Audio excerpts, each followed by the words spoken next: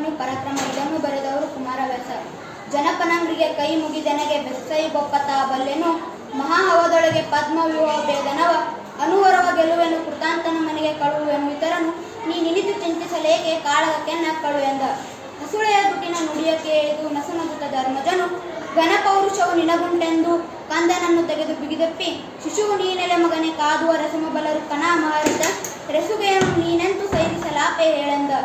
ಬಿಡು ಮರಿಚೆಯ ತೊರೆಗೆ ಹರುಗೋಲಿಡುವರುಂಟೆ ಲೆಪ್ಪ ದುರ್ಗನ ಹಿಡಿಯ ಲೇತಕ್ಕೆ ಗರುಡ ಮಂತ್ರವು ಚಪಲನೆನ್ನದರು ಕೊಡನ ಮಗನ ಕುಮಂತ್ರ ದೊಡ್ಡಿನ ಕಡಿತನಕ ನಂಜುವಿನ ವೆಗ್ಗಳ ನುಡಿಯಲಮೆನು ತನ್ನ ನಿಗಲೇ ಬಿಟ್ಟು ನೋಡೆಂದ.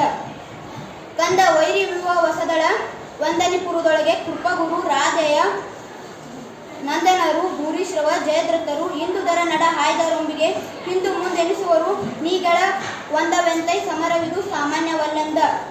ಗಾಳಿ ಬೆಮರುವುದುಂಟೆ ವೈನಿಜ್ವಾಲ ಹಿಮಕಂಜುವುದೇ ಮಂಜಿನ ಮೇಲ್ಗಾಳಗ ಉಂಟೆ ಬಲು ಬೆಸುಗೆಯ ಬಿಸಿಲೊಳಗೆ ಬಾಲವ ನೀನೆನ್ನದಿರು ದುಗುಡವ ತಾಳಲಾಗದು ಬೊಪ್ಪ ನಿಮ್ಮಡಿ ಯಾಲಿಗಳಿಗೆ ಔತಣ ವಿಕ್ಕುವೆ ನರಸಿ ರಿಪುಬಲವ ಹರಿಬಲವ ನೀ ಕಂಡಿಗಳ ಮೋಹರ ಸಹಿತ ನಾ ಬಯನು ನಡೆಯಂದರ ಸಭಿಮನ್ಯುವಿಗೆ ನೇಮವ ಕೊಟ್ಟವ ಆಕೆ. ಜನಪನಂದ್ರಿಗೆ ಕೈ ಮುಗಿದೆನಗೆ ಬೆಸ್ಸೈ ಬೊಪ್ಪತ ಬಲ್ಲೆನು ಮಹಾ ಅವದೊಳಗೆ ಪದ್ಮವ್ಯೂಹವ ಭೇದನವ.